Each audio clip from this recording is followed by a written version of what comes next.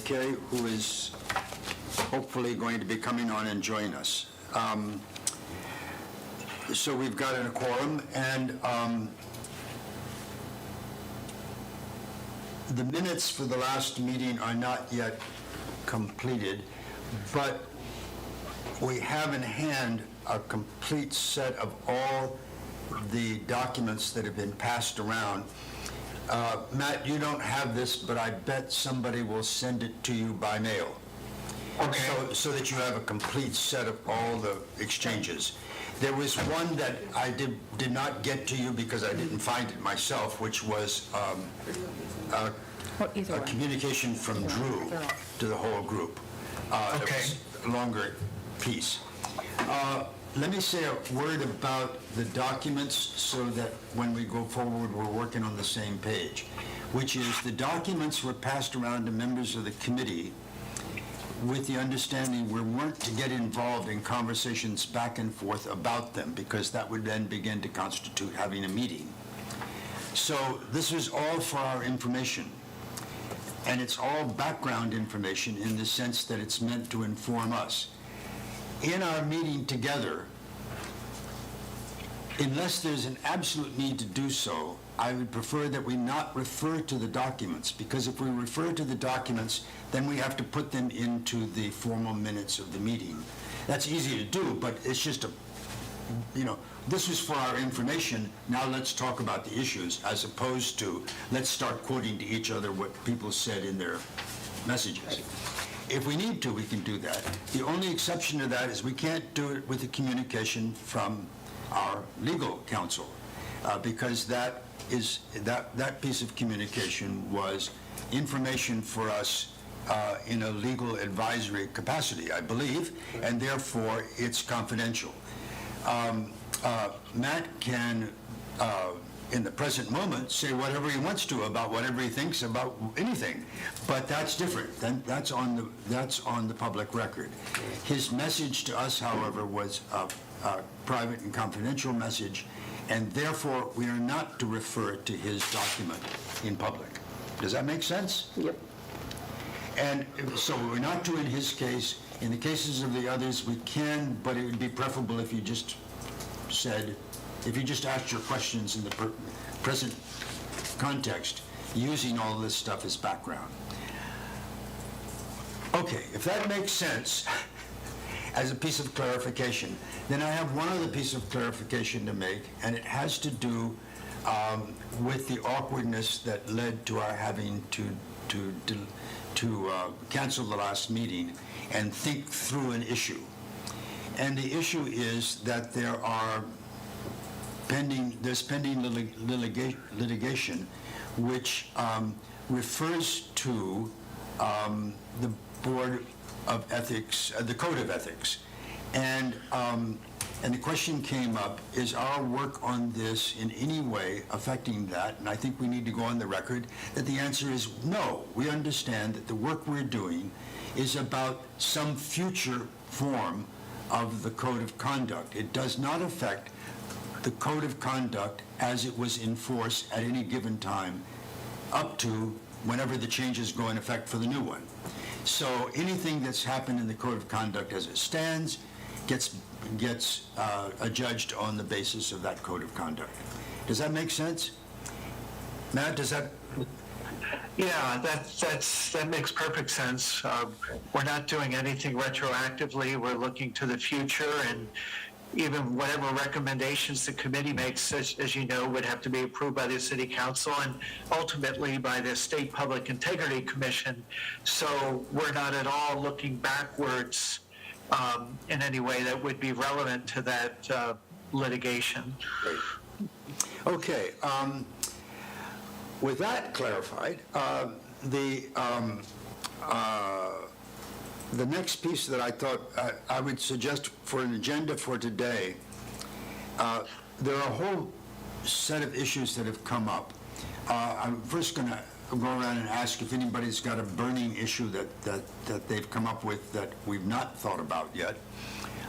But then what I would like to do, if possible, is for us to consider several different changes having to do with things like the misdemeanor clause, the members of the Board of Ethics, who can serve and who can't, and possible addition to the opening preamble to the whole code. Those are fairly distinct chunks, and their size, they're chewable, they're not too big, they're about the right size, and I would suggest we do those today, and that we save the issues having to do with the whole section on bias for our next meeting, because I think we need to really delve into the commentaries, particularly by Matt Boyer, and the discovery of what other people in the state are doing, and really sort of let that sink in and work with that for a while. Does that make sense? So that today's agenda would be to take up a series of distinct pieces and see whether we can come to some viable suggestions. And then we'll begin to build then a report to Mayor and City Council for the proposed changes. Does that make sense? Yes. Does anybody have anything that they've discovered between the last time we met and now that is a burning issue in their minds that requires a change in the code? Something that other than the things we discussed earlier. Anything come up? I mean, it can come up at any time, so when it does, yell, because this is our time to make changes. So I would, if this is all right, Matt, would you like to lead off with anything, or shall I just plow into?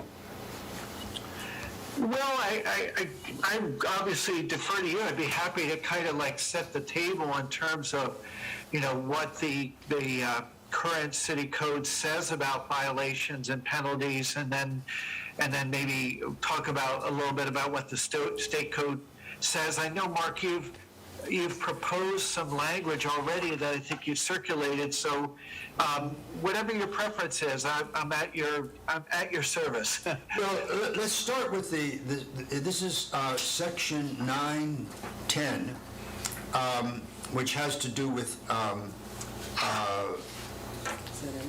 criminal prosecution as a misdemeanor, and. Maybe we could start, Matt, with your comments on this, and then I've got this proposal for a possibility, and I'll put it up on the screen, and then we can take a look at that and make some changes to that as we want. Does that make sense? So, go, Matt. Sure, great. Well, as I read this section, I think Mark and you and I both were puzzled by the fact that, as currently written, section 910 says any person violating any of this provisions of this chapter shall be deemed guilty of a misdemeanor. And that was a head scratcher to us, the way that was worded, because we're not in the business of prosecuting crimes. That's not what the Board of Ethics is authorized to do. So to say that any person violating any provision, even setting aside their state of mind, whether it was negligence, recklessness, or knowing intentional, it seemed to suggest would automatically be deemed guilty of a misdemeanor, which is a crime, which has to be proven by beyond a reasonable doubt, as opposed to the standard that the Board of Ethics applies, which is a preponderance of the ethics of the evidence standard. So, at least for me, when I looked at that provision, and I think it came up once before when we were considering a matter, that if that were the case and any violation would automatically be deemed a crime, then that would really hamstring the Board of Ethics, because there might be violations that, fall. Uh-oh. Matt, we lost your audio. Matt, we lost your audio. Can't be. can't hear us either.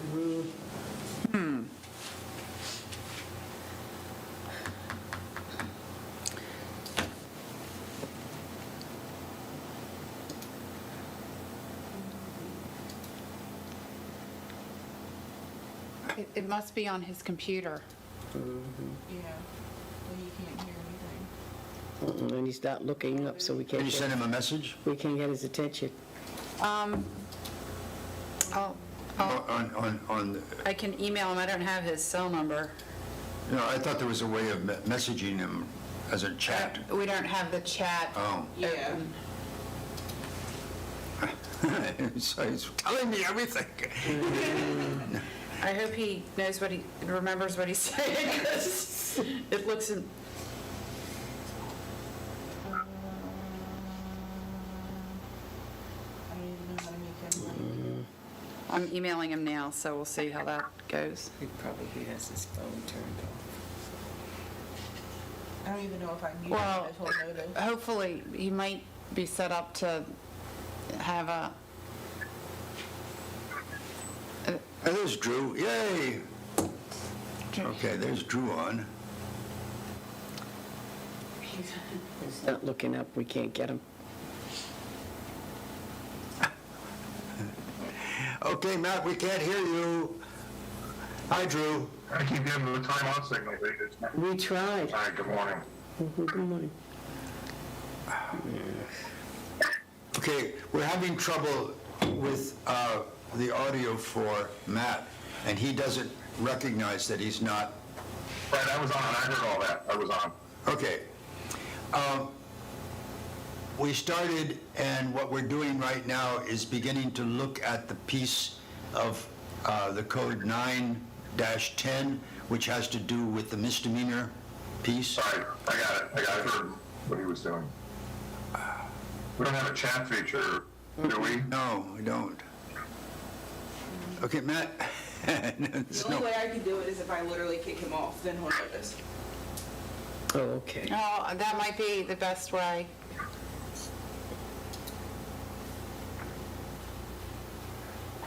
Can't get He's his, still going. I know, because he looks stale, we can't get his attention.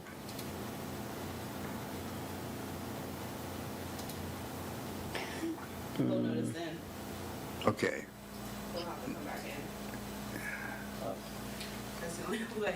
Sorry. So just one of the things in the memo from Melody, she kind of summarized, Remember, you can't use, want to, if you, oh, right, darn it, you can't.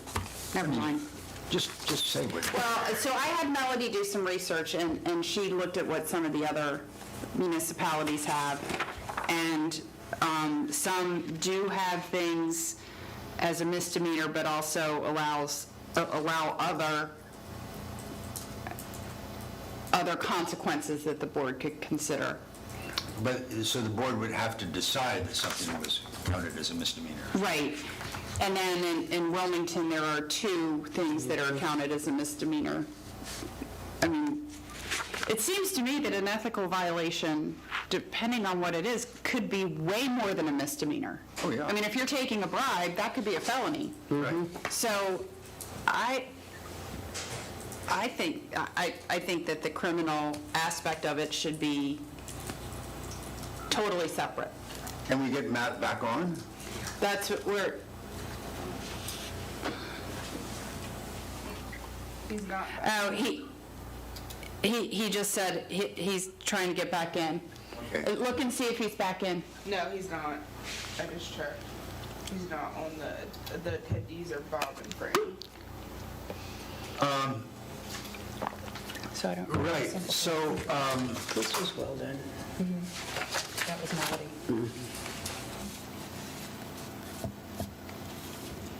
so my sense is that there've been a variety of efforts to sort of address this. The state code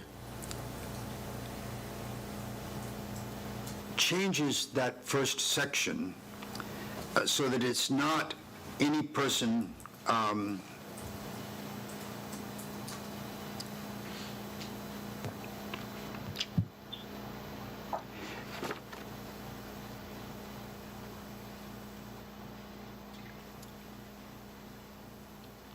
let's see,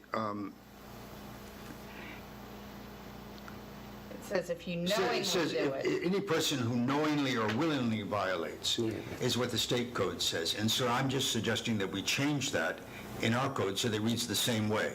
So it's a matter about knowingly or willingly violates.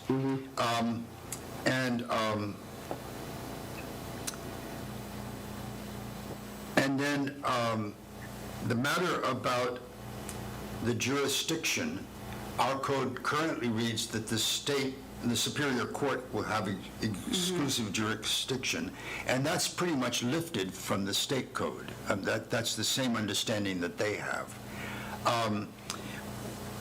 What that mostly means is it would have to meet a pretty high bar for an attorney general to decide that it needs to go forward for prosecution, because it's got to go directly to Right. the Superior Court.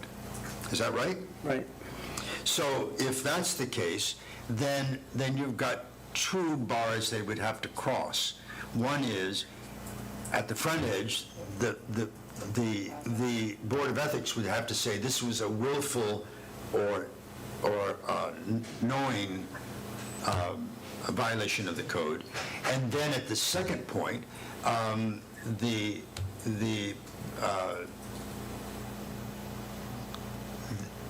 the Attorney General or the Attorneys General, whoever handles this, would have to decide that this was worth going forward with. So you really got, so you got two steps there before you would actually get to a court case. Here's the reason why this is an important issue in my mind. Let us suppose a person comes and they, more than inadvertently, but not with malice of forethought or depth of knowledge or something, they have violated the code, and we recognize that they violated the code, and we say so. Having done that, they are now on record as having assumed to have committed a misdemeanor. So then that person is running for office about the same time, and so it gets out into the system. You don't want to vote for this guy. This guy has committed a misdemeanor. Now, it hasn't been judged that way. It hasn't gone to court. It hasn't gone out into the system. But nonetheless, we have said that Appearance. It's all about appearance. the appearances that this person has committed a misdemeanor. Correct. So the Let's try this. we have had several matters where, had we had some leeway, we might have said more than we did in terms of making a judgment about a particular case. And we weren't willing to go there. And frankly, if we don't change this, I think I would be, Well, your hands are tied. I would be indisposed to Right. continuing on the board, frankly. I mean, it's a very difficult thing. We are all out now, huh? Mark, this is Matt. Can you hear me now? Yeah. We just can't see you just yet. They're working on it. Yeah. Well, he's on the phone Okay, now, well- but Oh, okay. I'm gonna see. I don't. At least you can hear me. Yeah. Yes. So we lost most of what you had to say, but we plowed on, and I think I tried to reflect what you and I have talked about.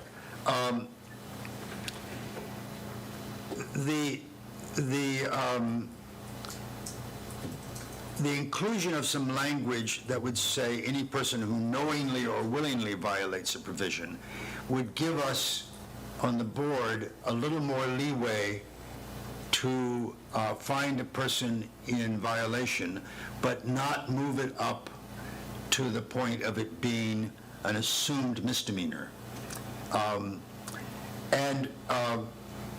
So I've got some language available for us to look at. This would be the piece for 9:10, yeah. I'm going to put up a little piece, the 9, 10, is that it? Yes. Okay. Yeah.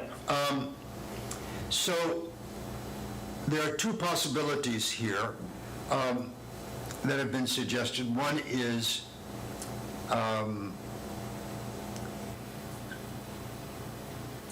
I'll just read it. In addition to any other penalties set forth herein, any person who knowingly or willingly violates any provision of this chapter shall be subject to criminal prosecution for a misdemeanor, and if found guilty shall be subject to a fine of not less than $50 nor more than $200, or to be imprisoned for a term of not more than 20 days, or both, and shall pay the costs of prosecution.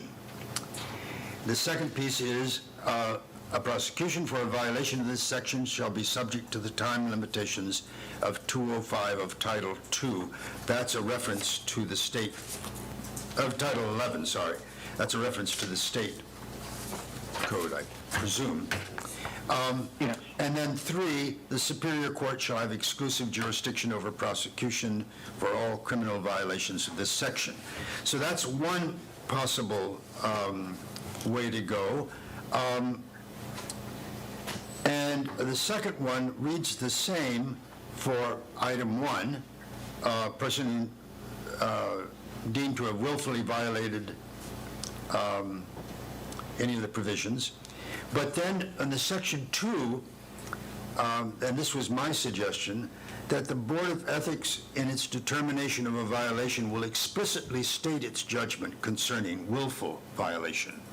In other words, that we as a board would have to state in our judgment whether this was a willful violation or not, so that the issue about willful would kick in because we had determined that it was. And those who have not held to have willfully violated the code are not deemed guilty of a misdemeanor. So it's clear, if you didn't, if it wasn't willful, then you didn't commit a misdemeanor. This determination does not limit the imposition of other penalties as delineated in 9.9 C19, which is the section of our code that outlines other penalties. So this would clarify that the determination of whether or not a person has willfully violated does not affect the imposition of other penalties. Mark, Yep. why did you choose only willfully? Why not knowingly or willfully? It says knowingly or willfully. No, in my there are two versions here. You'll see. I can't see it. It's not screen shared. It's just on my screen. It's not, I can't see it. Okay. Did you? You didn't, right, but it's Okay, sorry. not screen for the Zoom, so you need. And I have another question for Matt. You need, Yeah. that's not what there's on. Okay. Oh, it should. You're right, it And should. Mark, this is Matt. I could shed some light on that knowingly or willfully language. Okay. Those two terms are the terms used in the state code of conduct. Right. So if we included knowingly or willfully, that would mirror basically the state code of conduct. If you're wondering about, well, what's the difference? I think willfully probably is a little more egregious because there's a hierarchy of states of mind in the criminal world, and recklessness, there's negligence, and there's recklessness, and you go up the ladder towards more serious.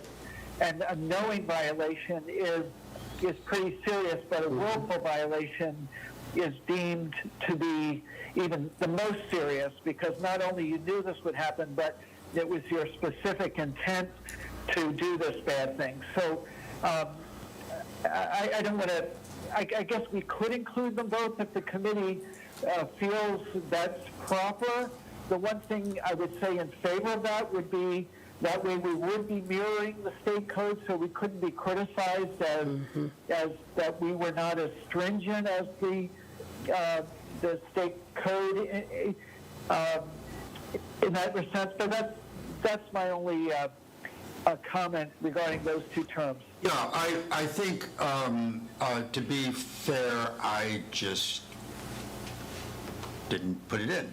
I'm perfectly willing, I think the argument for putting it in is absolutely right. Well, can I go back to my other question? Okay? I tried to interject when you were looking at the first paragraph. Why are we delineating, and I can't see it now because it's at a different point on the screen, but you've got this delineation of $50 or 20 days. Why don't we just mirror the code which says it's a misdemeanor punishable, by up to a year in jail and by up to $1,000 fine or whatever? I don't know why we're parsing this out to $50 or $200 or 20 days. I just don't know why we have that in there, because that's really a decision that should be made by the prosecutor. It's not made by the city, and it seems to me that it should be treated like any other misdemeanor. Second point is the one that Anne Marie raised, which I was waiting to raise. Why are we limiting this to a misdemeanor? It is, as she said, if somebody takes a bribe to manipulate a city contract, it could be a felony. And why are we saying, oh, if you violate our ethics, you can, get a $10,000 bribe and it's only a misdemeanor? So you're saying it should be stronger? I'm saying it should be a discretionary decision by the Attorney General. I don't know what language Matt's going to suggest, but it seems to me it's either a misdemeanor or potentially a felony. Depending on the facts.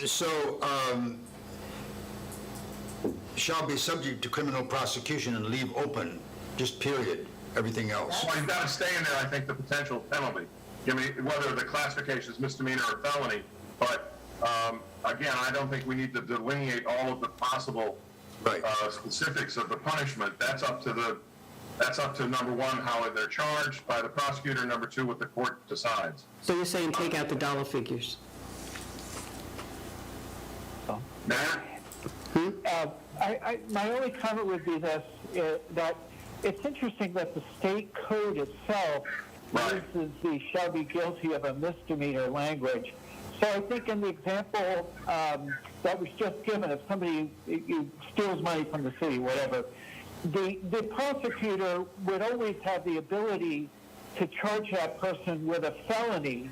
But what this is saying is essentially that a violation of the state code, or for us, the city code, is in and of itself a criminal act and can be deemed to be a misdemeanor apart from any other charges that could be brought, up to murder, whatever. So this, I don't read this language as limiting the prosecutor in what they could charge the person with. It's just by way of saying that if you knowingly or willfully violate the city code or the state code, that is subject to prosecution for a misdemeanor. That in and of itself, putting aside anything else that the prosecution might want to charge the person with.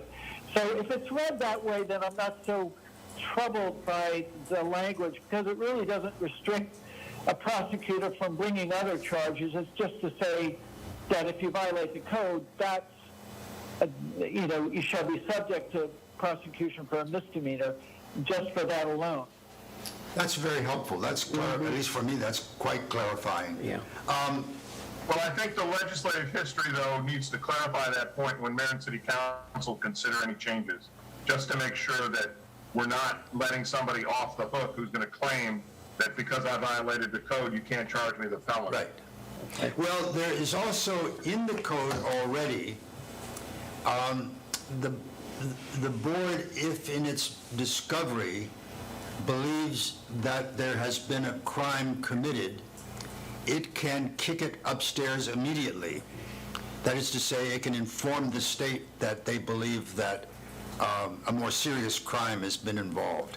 So if in the work of disclosure, figuring out what it is that the person has done, you discover that in fact there's some serious malfeasance in taking a bribe or cooking the books or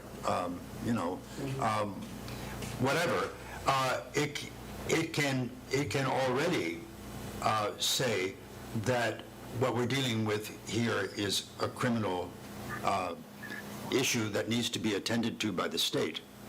You're saying that presently? Yeah, that's already present in the code. That if in the course of discovery we believe that it's necessary, we can refer the thing to the Attorney General. So,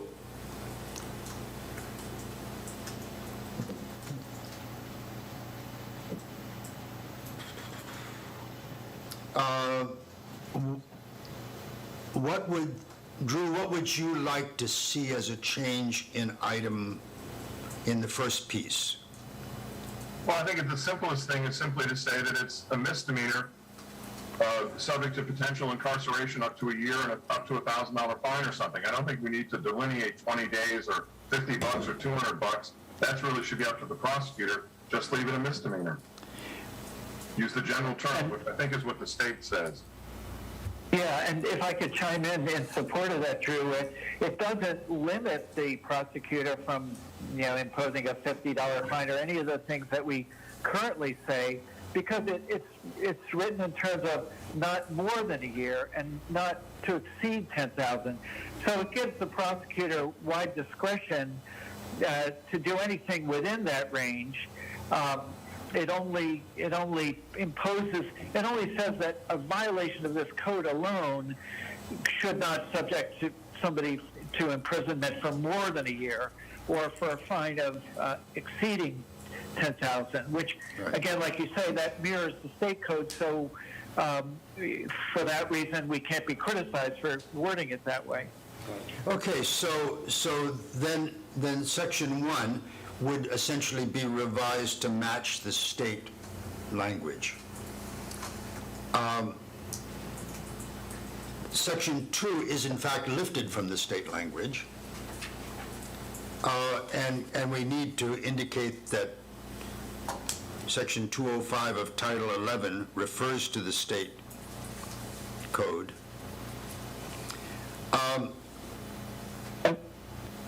Mark, this is Matt. If I could just chime in, I apologize. The only issue I would have with word 1 or Section 1 as the state code words it is that confusion engendered by that language shall be guilty of a misdemeanor. I think in the language that we had considered earlier, it said shall be subject to criminal prosecution for a misdemeanor. So I don't know if I just throw that out there. Would that be we could either stick with the state language, which seems to imply that it's automatically guilty of a misdemeanor, or use this other language that... Oh, I see, shall be subject to a criminal prosecution. I'm sorry, I thought that was the state language, it's not. Okay, friends, here's what I suggest for Section 1, and I believe I think I've got it right. 1, any person who knowingly or willingly violates any provision of this chapter shall be subject to criminal prosecution for a misdemeanor. Period. Do you want to have the state language then about for a fine of and so forth? I think you need that, Mark. Okay. And use the state Use the states. language, okay. I will clean up a copy and we'll pass that around as something for us then to approve next time, one way or the other. Can we look at Part 2? Prosecution for a violation of this section shall be subject to the time limitations of 205 Title 11. What are the time limitations? Generally, Mark, there are 2 years for a Class B misdemeanor, 3 years for a Class A misdemeanor. It's all laid out, and it's part of the Okay. criminal code. So, again, I think we're safe Yeah, I think that's good. going along with that. Right, it's good to have that too, so we don't have things dangle for years. Right, I think that the main thing is that we need to reference Delaware code. Yeah, So it Okay. would be Delaware Code Title 11. right. The third piece, the Superior Court shall have exclusive jurisdiction over prosecution for criminal violations of this section. Is that again echoing the state? Yes. Okay. So those 3 sections with the cleanup are in. Down at the bottom of this page, which is off the screen at the moment, but I bet you can go down and, I had this little section having to do with the need for the Board of Ethics in determining a violation to explicitly state its judgment concerning whether this was knowing or willful. Is that useful or not?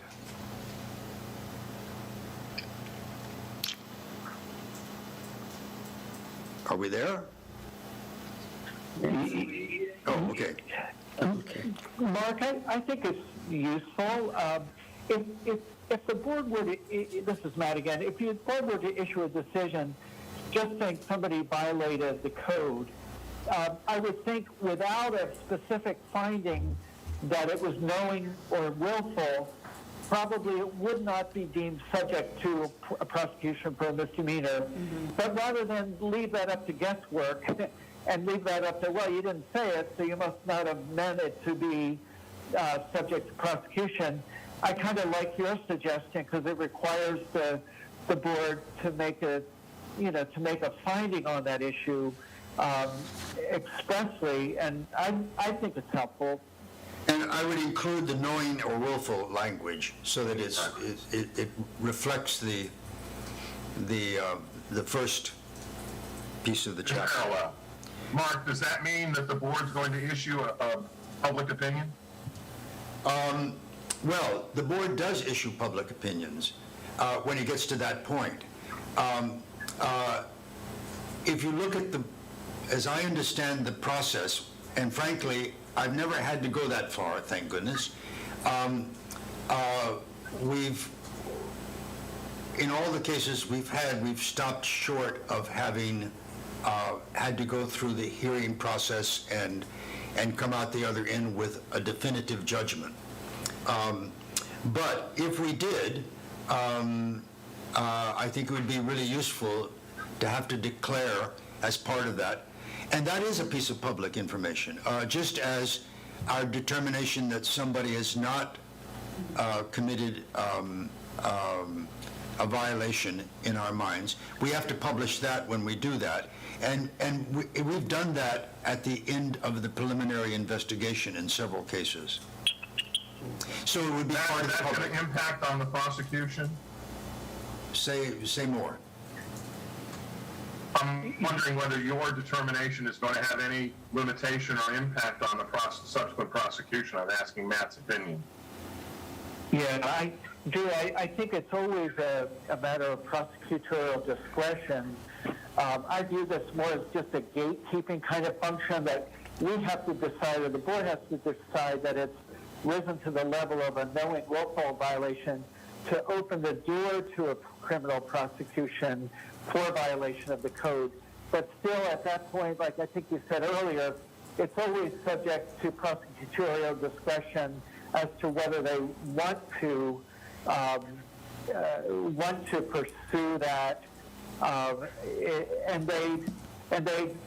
just wonder, I'm just thinking out loud now, would they have to prove beyond a reasonable doubt that this was in fact a knowing and willful finding? I mean, it's one thing for us to decide that by a preponderance of the evidence, Right. but maybe I'm getting too far into the weeds here, but it may be that the prosecutor would have to prove that knowing and willful violation beyond a reasonable doubt. Absolutely. As a former prosecutor, that's what I would have to do. Yeah. I don't see that, if we're making our administrative decision on preponderance of evidence, that's like a grand jury probable cause. Well, I'm sitting on a grand jury right now in Sussex County. Every 2 weeks for 6 months. I go in on Monday morning and we see about 15 cases a day. And what I find fascinating about this is that it is kind of a gatekeeping function, but it's a pretty low-level gatekeeping function. I think in a way, what we're saying by including this is we're reminding the Board of Ethics that when it makes a decision, if it has to come to a decision, that someone is guilty, that we need to state clearly that we believe that this was willful or knowingly done, or not. And that is kind of a dividing line between stuff that we handle internally or stuff that in fact comes to the attention of a state prosecutor. So if the board makes its probable cause or preponderance of the evidence determination that it's a willful and willfully or knowingly Yeah. violation, does that automatically mean it's referred to the Attorney General? Yep. Or shouldn't we say that? Well, it does say that. That's what item number 1 says. Any person who knowingly or willingly violates provision of the chapter is subject to criminal prosecution.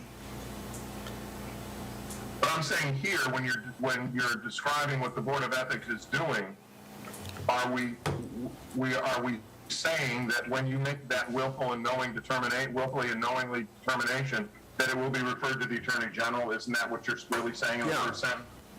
Yeah, but I think that's implied in the first section as well. I mean, the moment it rises to the level of being a criminal matter, we're required, I believe, to report that to the state. What they do with it turns out to be their business, but I think that's when we kick it up a notch. Does that make sense? So what I would like to suggest is that we make this item 4 in the list, using this language, and we put together the whole thing and come back with it as a piece and see whether there's any further refinements or whether we've got it. Drew, do you still have a reservation about this?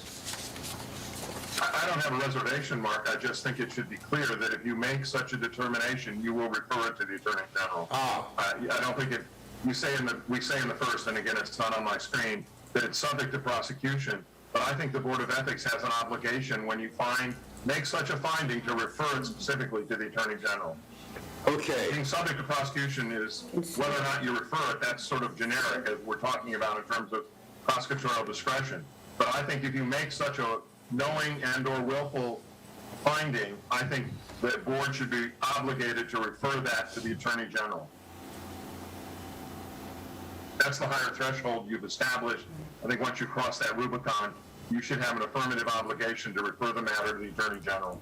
So at the end of that first sentence, the Board of Ethics, in its determination of a violation, will explicitly state its judgment concerning willful violation and will refer its finding to the Attorney General?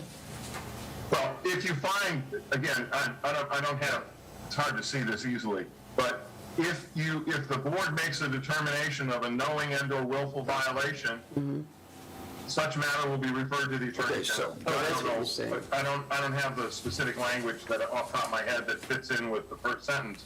But my point again is that I think that should obligate the board to refer it to the Attorney General. Okay, I will do a sentence that sort of adds on to that, into that first little piece.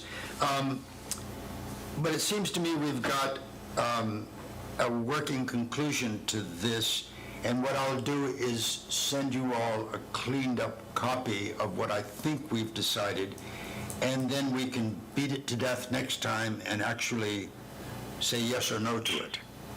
Does that make sense? Sure. Yes. No? Matt? Okay by you? Sounds good. Yeah, this is Matt. I think that makes a lot of sense. I'd be happy to look at any draft you come up with, Mark, and just give you any Great. thoughts. But I think we're just about there. It's just a matter of wordsmithing it a little bit. And he's just simply saying, as such matter shall be handled by the AG after the violation, correct? Got it. Okay. All right. The next piece is much shorter. A proposed change to 9(8)A, which has to do with the membership of the Board of Ethics.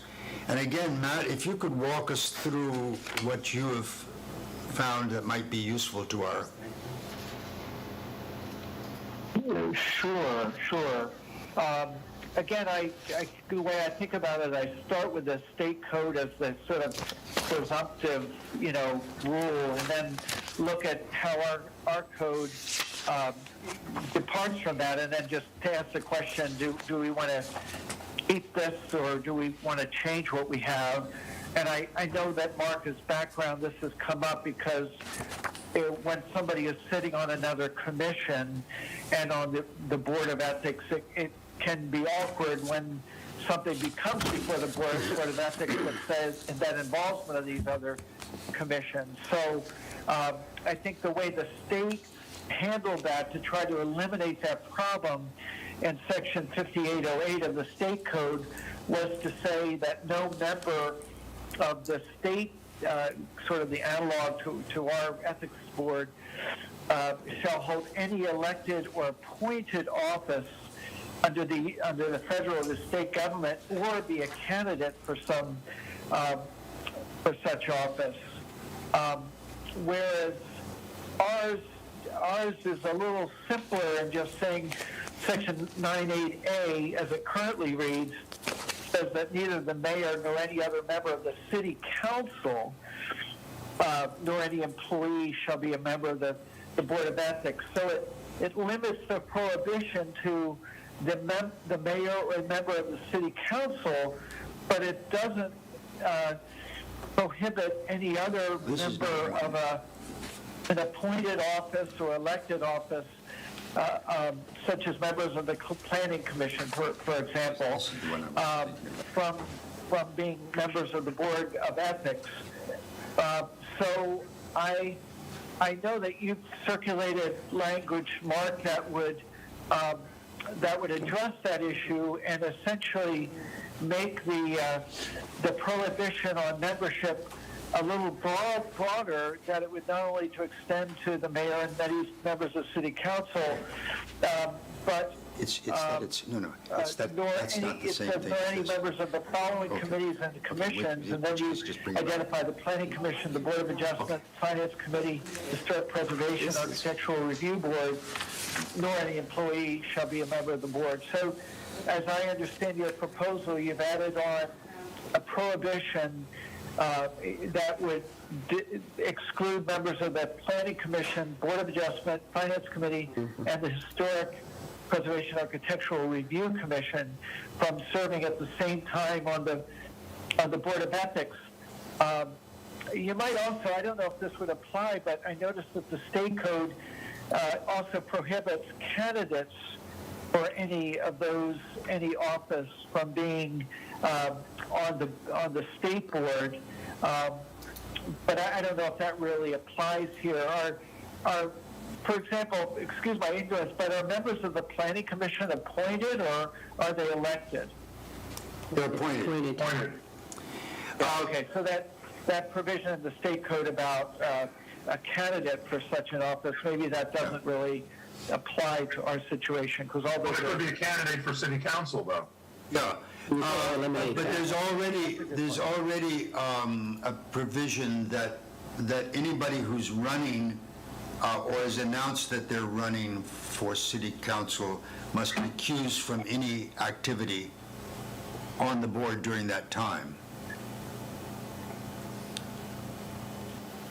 So I think, Matt, you're absolutely right that the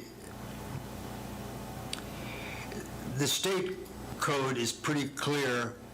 You can't serve in any other capacity except on their board. And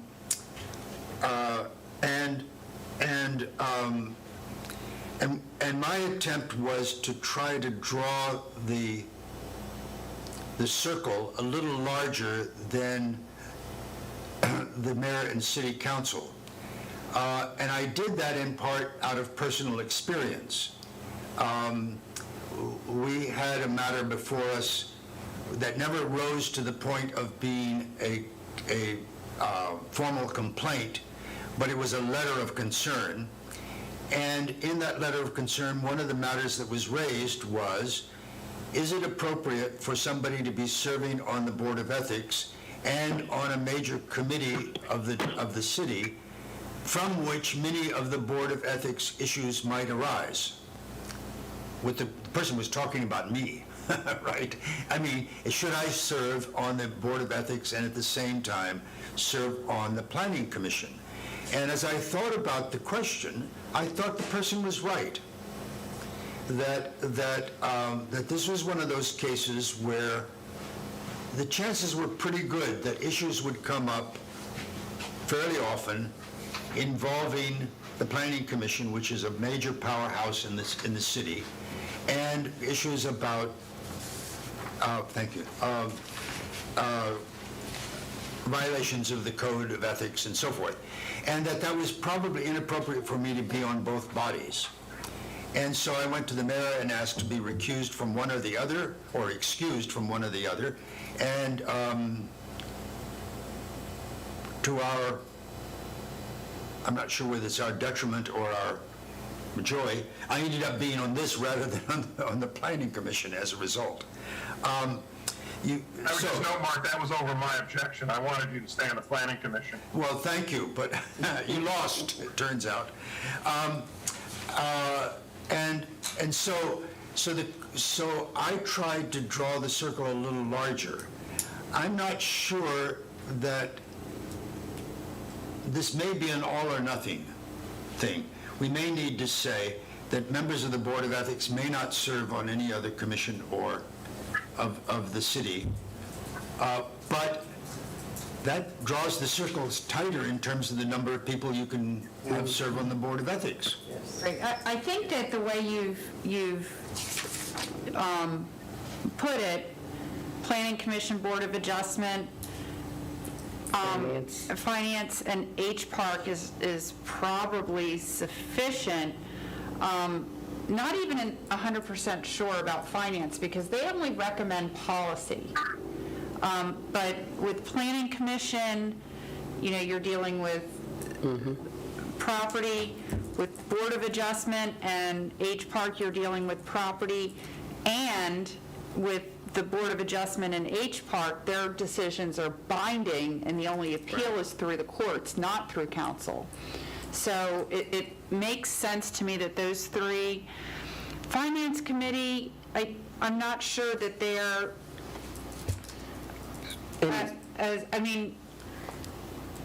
Any decision they make in finance isn't going to have any relevance here. Right.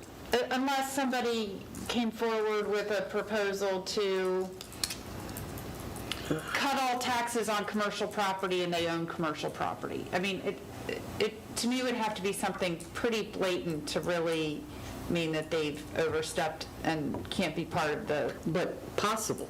Right. So it doesn't hurt to keep it there. Right.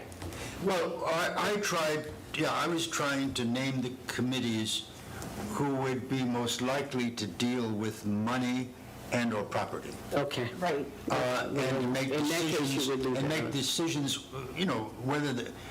whether they're binding or not is not, make decisions that are highly influential in what Right. then happens.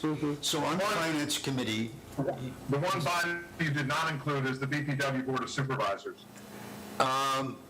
the Board of Supervisors, are they part of the city government in that They're sense? not. No, they're not. Well, then, they're not city I personally don't think that officials. matters. I think we should not have a citizen who serves on the Board of Supervisors of BPW on the city's ethics board. Why is that? Because I think there could be a conflict between the role as a supervisor and the role performing in the Board of Ethics. And we've had innumerable examples relating primarily to one person of issues coming up relating to the Board of Supervisor and his role on city committees and commissions. Right. That's correct. Well, in this case,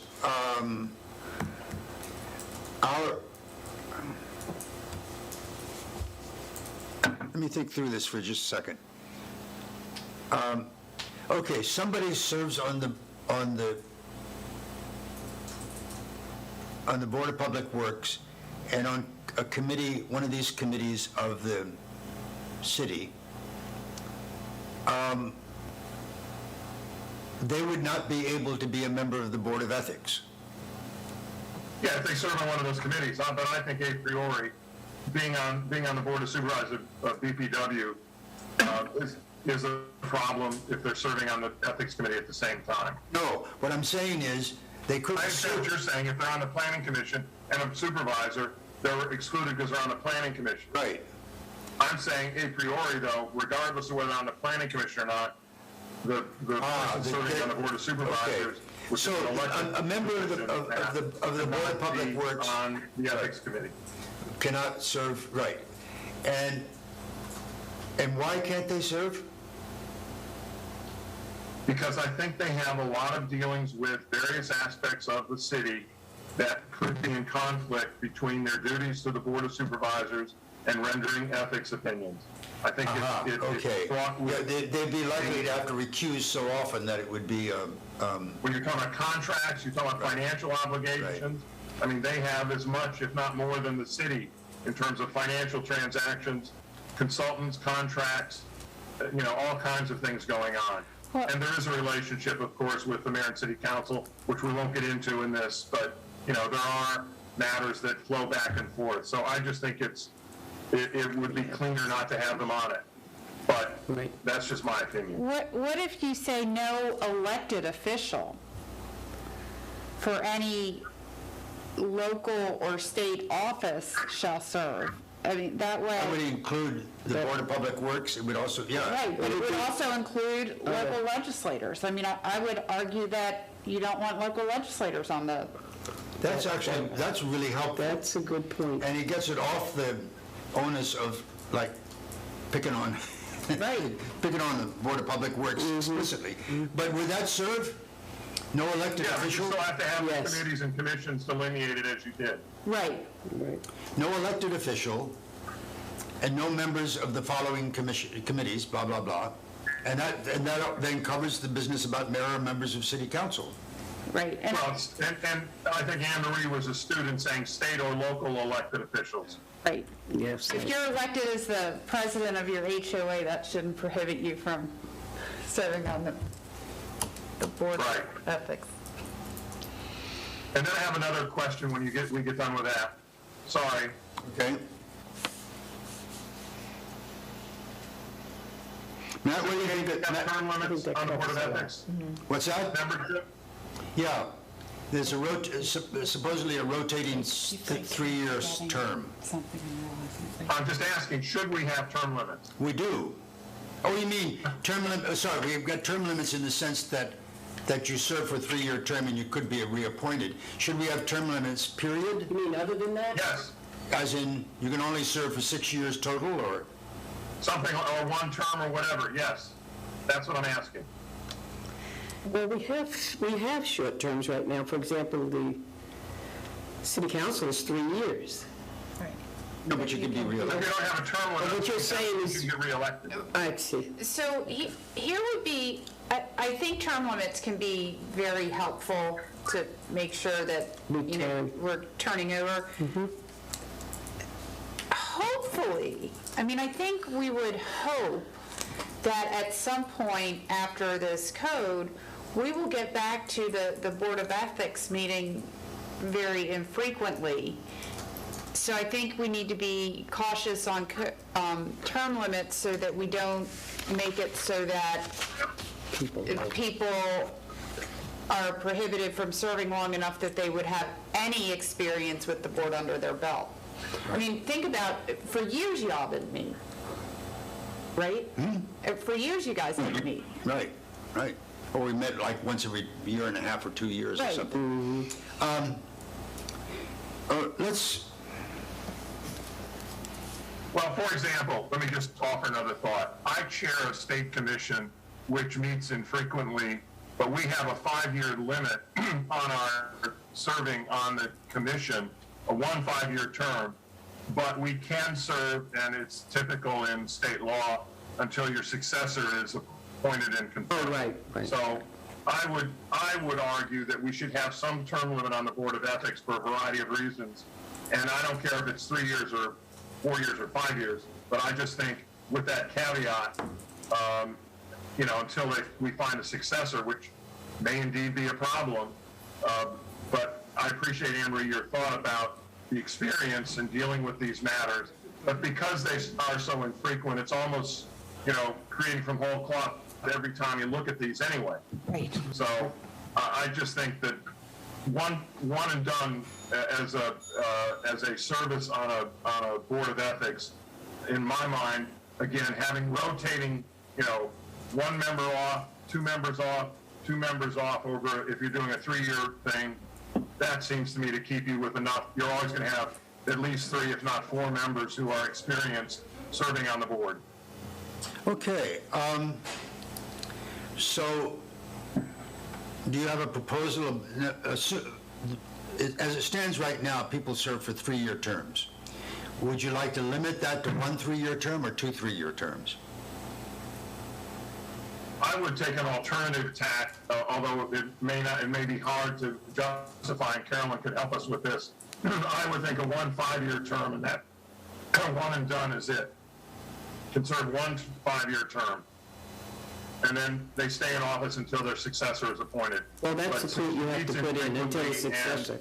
You're worried, the legitimate concern about experience, I think 1 and done is sufficient, and that parallels some other state commission status. Well, it allows for good turnover, as long as you put in that it's, Okay. a successor, you'll be all right with So that. what's the feeling on this? Is there some positive feeling on this? If we do this, we have to change, I'll have to go back and look at, we have to change the section that talks about the terms. And so you would then have, I don't know, you would serve for 5 years, 5-year appointment, single time, so you'd have 3 people and you would have to stagger them in some way so that at any given time only 1 goes off. Right. It's a 5-member board, you have 1 a year. Right, exactly. Okay, so, got it. So that, I think actually that's a really nice trim. Matt, what do you think? Well, I'm pausing here because this is a real judgment issue. It's not really a legal issue per se, so I'm a little reluctant to throw my 2 cents in. But I guess my only concern is that because it's a relatively small, I'm thinking it's a relatively small town with a relatively small number of really good people who might have institutional knowledge. The committee doesn't meet that frequently.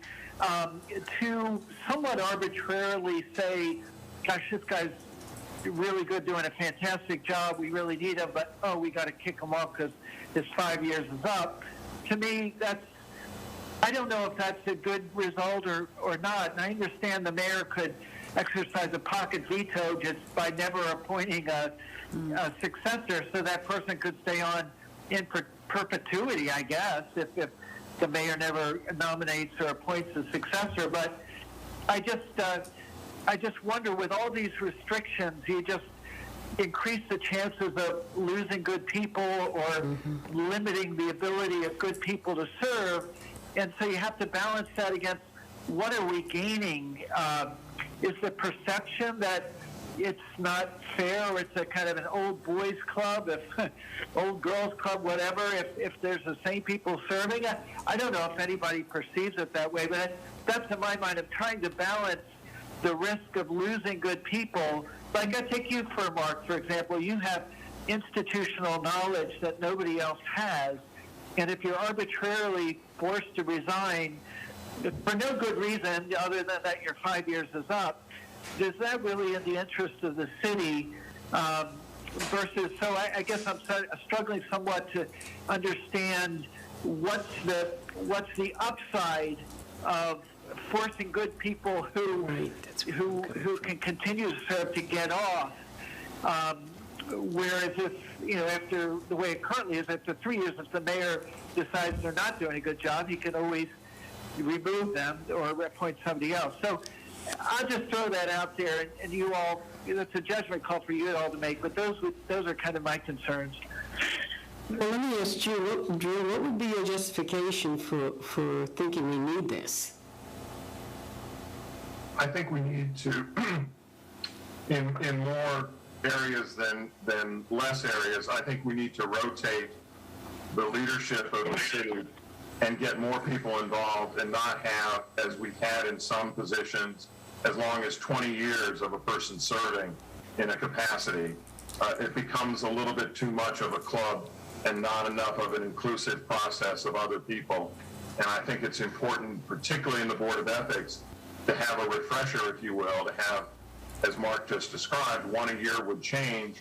I think that's a good process to go through, to bring in new ideas, new thoughts. I understand the argument about having institutional knowledge, et cetera, but with 4 members remaining every year, I don't think we lose all that much. And I just think that it is a cleaner process to have new members coming in on a regular basis.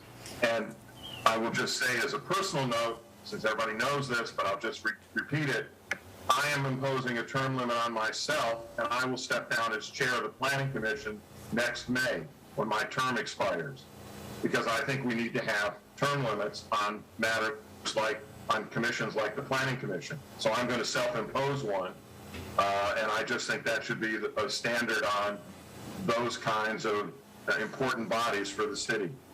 I think in addition, well, sorry.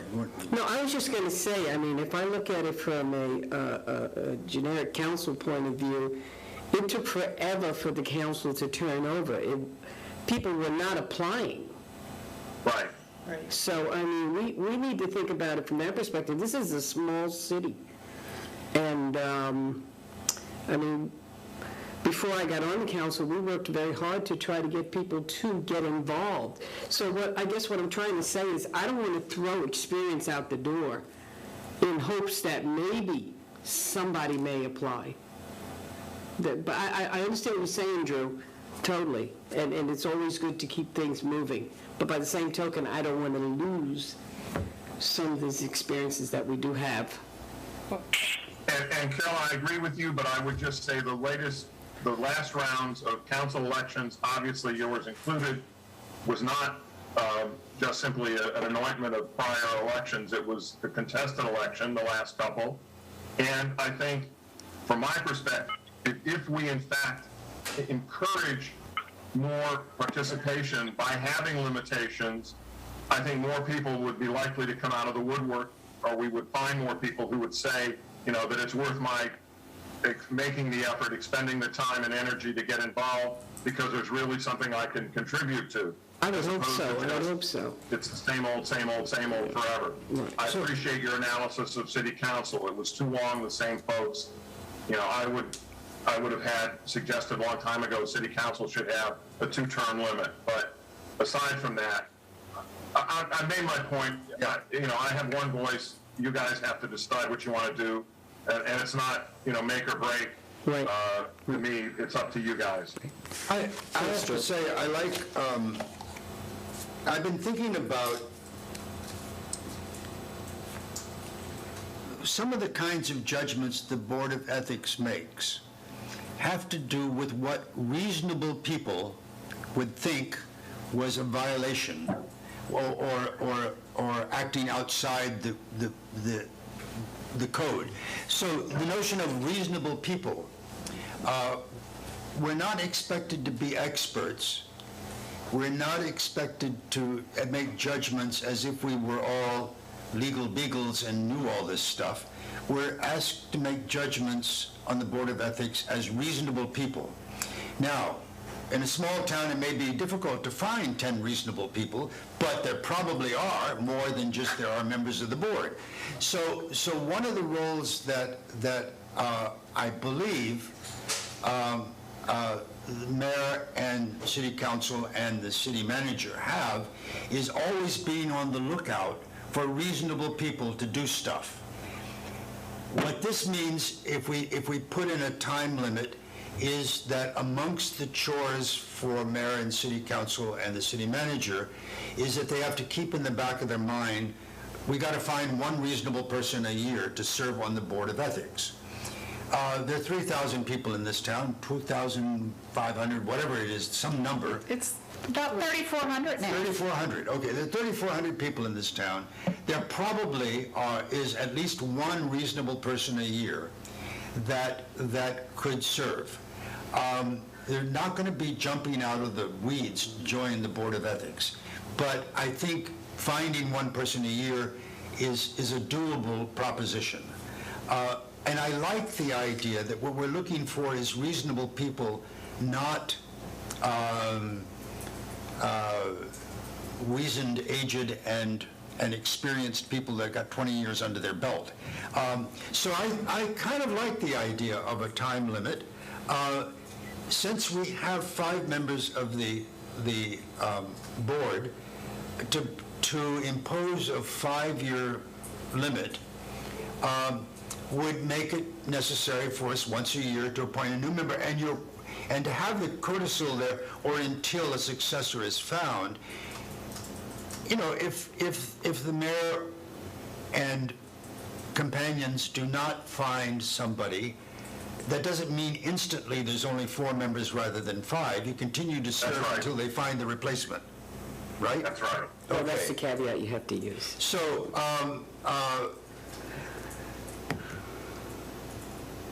then what I hear then is something like no state or local elected officials or any members of the following commissions or committees: the Planning Commission, the Board of Adjustment, Finance Committee, the Historic Preservation Architectural Review Commission, nor any employee of the city shall be a member of the Board of Ethics. Members of the board shall serve for a single 5-year term.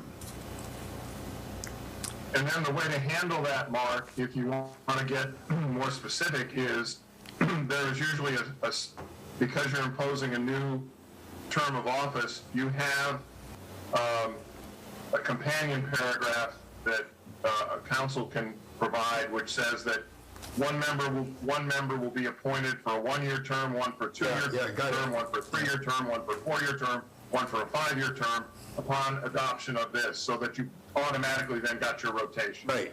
It's a one-time deal.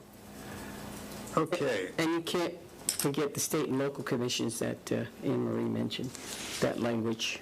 Yeah, I got that. You got State that. and local elected officials. Oh, okay. Okay. Does that clean this up enough for me to take a shot at writing a piece, which we'd bring? The idea is, in both of these cases, I'll send to you, and then actually I'll send to Matt for his final review, and then we'll send to everybody a copy of this, and at the next meeting, consider them as total, and then just pass on them one way or the other. Does that make sense? Right. Yeah, next meeting basically is voting on it. Yeah. I had made a personal swear that we would not go beyond an hour and a half on this meeting. I'd like to stick to that. So maybe I'm just going to raise as an item for us to consider the next time, my proposal that 9.1 of our code, which is the opening shot across the bow, the preamble, be revised to include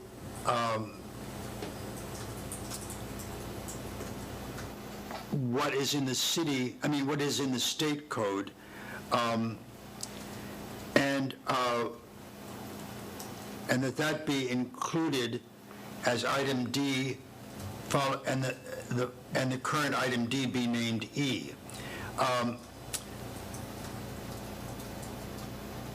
I'll just read it here, and then I can send it to you all. And I think you can show it on the screen if you can. It's For 8, this is 9.1, I think. Does it say? I may not have sent this one to you. You did send Okay, sorry, because I didn't think we were going to get this far. I'll just read it, and I will send it to you all to look at. Item D under 9.1 would be, the City of Lewis adopts the declaration and intent of the policy regarding conduct of the General Assembly of the State of Delaware and applies its intent to the development of a code of conduct for officers and employees of the City of Lewis.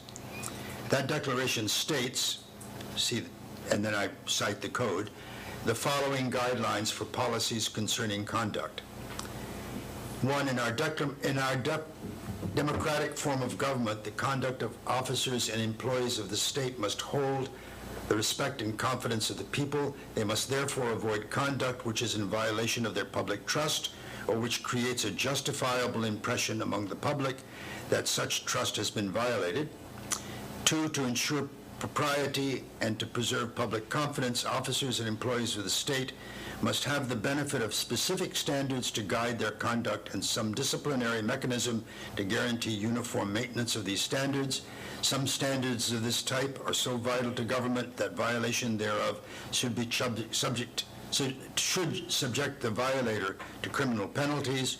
And three, in our democratic form of government, it is both necessary and desirable that all citizens should be encouraged to assume public office and employment, and that therefore the activities of officers and employees of the state should not be unduly circumscribed.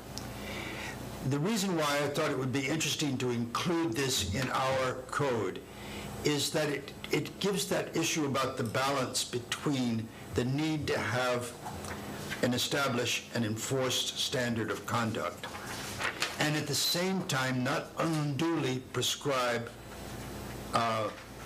the activities of officers and employees. Our code at the moment doesn't have anything that acknowledges that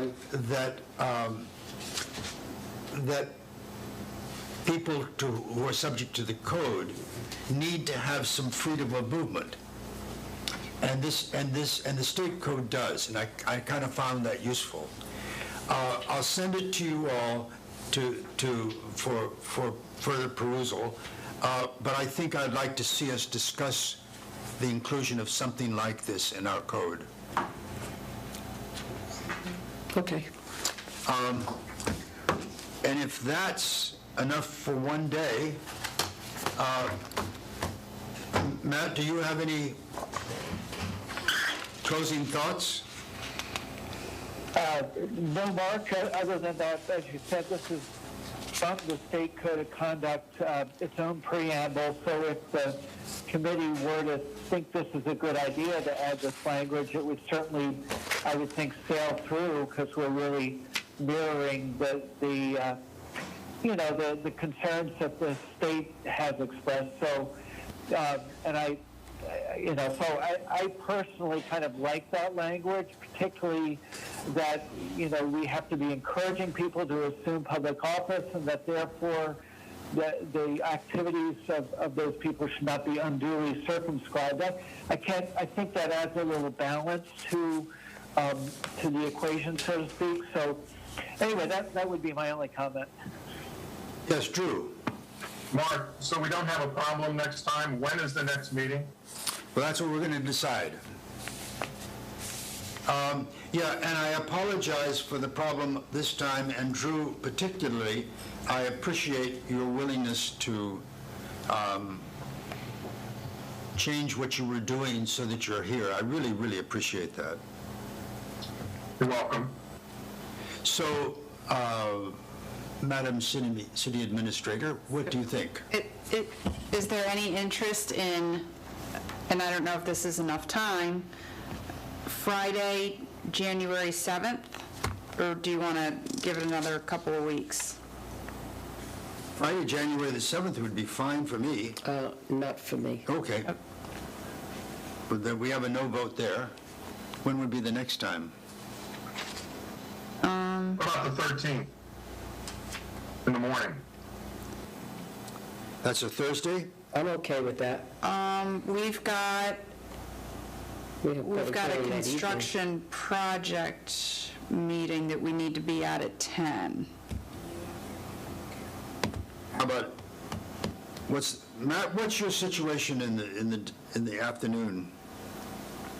then, I'm pretty flexible, so don't let me hold you up. I can adjust my schedule to suit you all. what's the If it's an hour possibility? and a half, could we start at 8:30 and go to 10?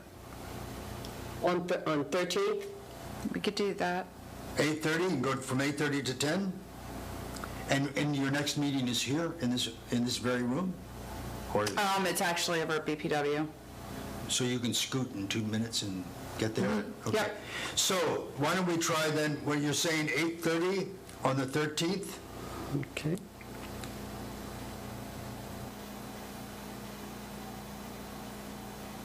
Is that right? Yep. And finishing by 10? 10. Okay, and on our agenda next time will be to take a look at that first section and then to begin to plow through some of our concerns about the issues of bias.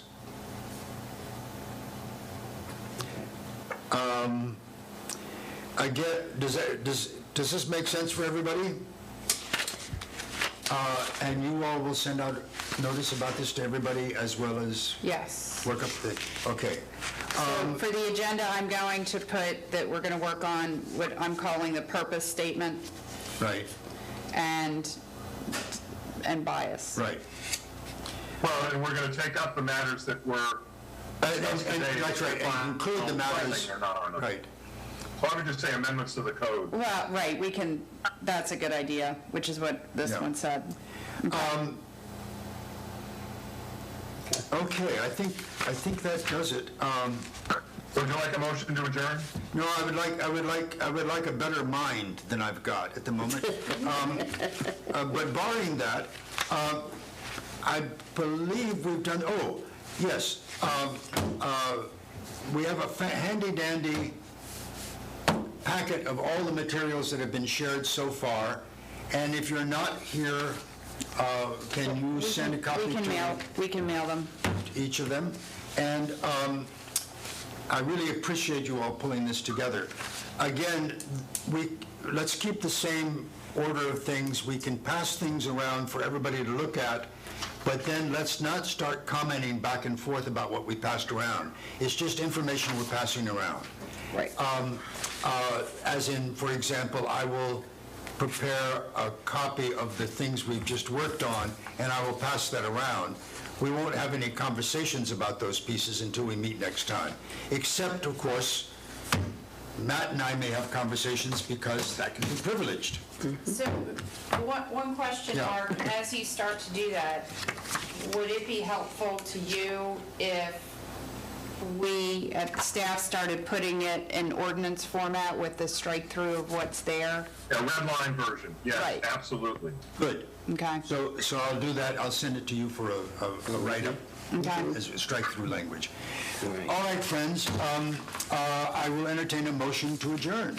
So moved. Second. Is there a second? All in favor, say aye. Let's do it. Aye.